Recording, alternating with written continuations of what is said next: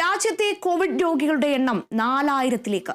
രോഗം ഗുരുതരമാകാൻ സാധ്യതയുള്ളവർക്ക് മാസ്ക് നിർബന്ധമാക്കി ആരോഗ്യവകുപ്പ്.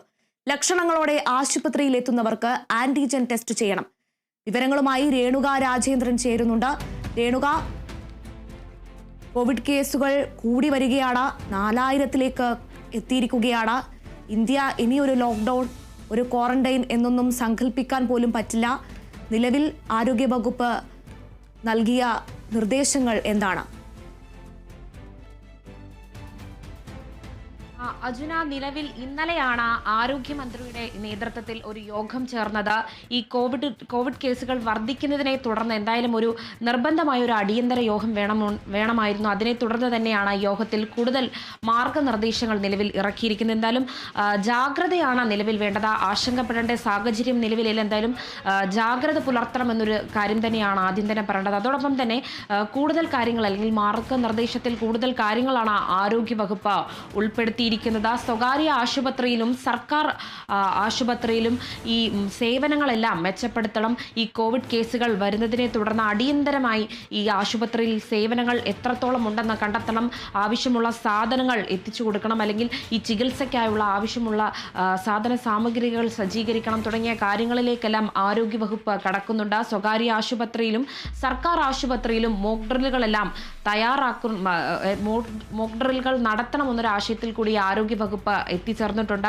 എന്തായാലും ഈ കോവിഡ് കേസുകൾ വർദ്ധിക്കുന്നതിനെ തുടർന്ന് ആശുപത്രിയിൽ കൂട്ടിരിപ്പ് ഇരിക്കുന്നവരുടെ എണ്ണത്തിലും ഒരു പരിമിതി വേണമെന്നതാണ് നിലവിൽ ആരോഗ്യവകുപ്പിന്റെ തീരുമാനം.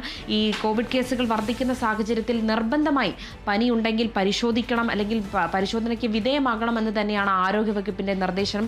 കൃത്യമായി മാസ്ക് ധരിക്കണം, പൊതു ഇടങ്ങളിൽ ഇറങ്ങുമ്പോൾ മാസ്ക് ധരിക്കണം. പ്രത്യേകിച്ചും ഈ ഗർഭിണികൾക്കും കുട്ടികൾക്കും പെട്ടെന്ന് ഈ കോവിഡ് അഫക്റ്റ് ചെയ്യുന്നതിനെ തുടർന്ന് തന്നെ കോവിഡ് ബാധിത ഉണ്ടാകാൻ സാധ്യതയുള്ളതിനാൽ എന്തായാലും മാസ്ക് കൃത്യമായി ധരിക്കേണ്ടതുണ്ട്. കൃത്യമായി പനി വരുമ്പോൾ ആശുപത്രിയിൽ പോകേണ്ടതുണ്ട്.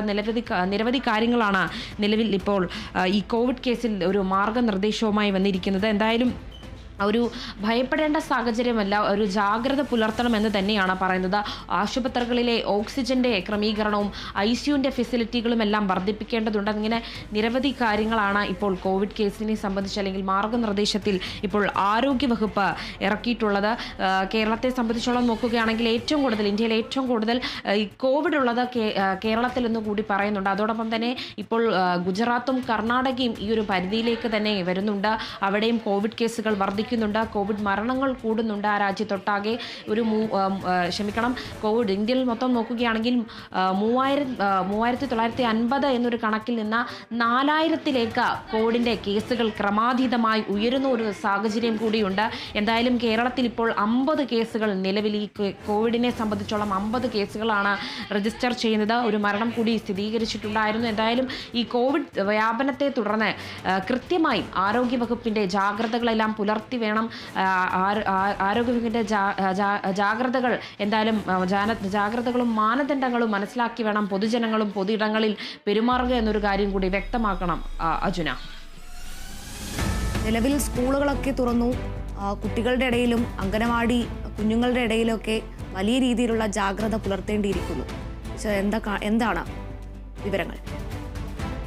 അതെ അർജുന, എന്തായാലും ഇന്നലെയാണ് ആ സ്കൂൾ പ്രവേശനോത്സവമൊക്കെ ആരംഭിച്ചത്. എന്തായാലും കുട്ടികളെല്ലാം ഒത്തുകൂടുന്ന ഒരു സ്ഥലമാണ്. കുട്ടികൾക്ക് പനിയുണ്ടെങ്കിൽ ഉറപ്പായും വീട്ടുകാർ കുട്ടികളെ ആശുപത്രിയിൽ കാണിക്കണം. ആ ഒരു സമയത്ത് ക്ലാസ് തുടങ്ങി എന്ന് പറഞ്ഞ് കുട്ടികളെ സ്കൂളിൽ പറഞ്ഞു വിടരുത്. കാരണം മറ്റു കുട്ടികൾക്കും ഇതൊരു വ്യാപനത്തിൻ്റെ സാധ്യതകൾ കൂടുതലുള്ള ഒരു ഒമിക്രോണിൻ്റെ ഒരു വശമാണ് ഇപ്പോൾ നിലവിൽ കേരളത്തിൽ സ്ഥിരീകരിച്ചിരിക്കുന്ന കോവിഡ്. എന്തായാലും ഇത്തരം ഒരു സാഹചര്യത്തിൽ കുട്ടികൾക്ക് പനിയുണ്ടെങ്കിൽ മാതാപിതാക്കൾ അല്ലെങ്കിൽ രക്ഷിതാക്കൾ കൃത്യമായി തന്നെ കുട്ടികളെ ആശുപത്രിയിൽ എത്തിക്കുക, ചികിത്സ തേടുക, പരിശോധിക്കണം. ആദ്യം ഇത് കോവിഡ് തന്നെയാണോ എന്ന് സ്ഥിരീകരിക്കണം. എന്നിങ്ങനെ നിരവധി കാര്യങ്ങൾ ചെയ്തിട്ടേ ഈ കുട്ടികളെ സ്കൂളിൽ പോലും വിടാനുള്ളൂ. ഇത് അധ്യാപകരുടെ ഒരു ശ്രദ്ധയിലേക്കും എത്തേണ്ട ഒരു കാര്യമാണ്. പനിയുണ്ടെങ്കിൽ കുട്ടികൾക്ക് മാസ്ക് ധരിപ്പിക്കണം, വീട്ടിലേക്ക് പറഞ്ഞു വിടണം, രക്ഷിതാക്കളെ അറിയിക്കണം. ഇങ്ങനെ നിരവധി കാര്യങ്ങളുണ്ട്. എന്തായാലും പൊതുജനങ്ങൾ പലയിടങ്ങളിലും ഒത്തുകൂടുന്നവരാണ്. പനിയുണ്ടെങ്കിൽ ഇത് ആശുപത്രിയിൽ കാണിക്കാതെ സ്വയം ചികിത്സ നോക്കാതെ എന്തായാലും ആശുപത്രിയിൽ കാണിക്കേണ്ട ഒരു അവസ്ഥയിലൊക്കെ തന്നെയാണ് കേരളത്തിൻ്റെ നിലവിലുള്ള കോവിഡ് വ്യാപന രീതി പോകേണ്ടത്. എന്തായാലും ജാഗ്രത പുലർത്തണം എന്നൊരു കാര്യം തന്നെയാണ് ആരോഗ്യവകുപ്പിന്റെ ഒരു നിർദ്ദേശം ഉണ്ടായിരിക്കുന്നത്. അർജുന.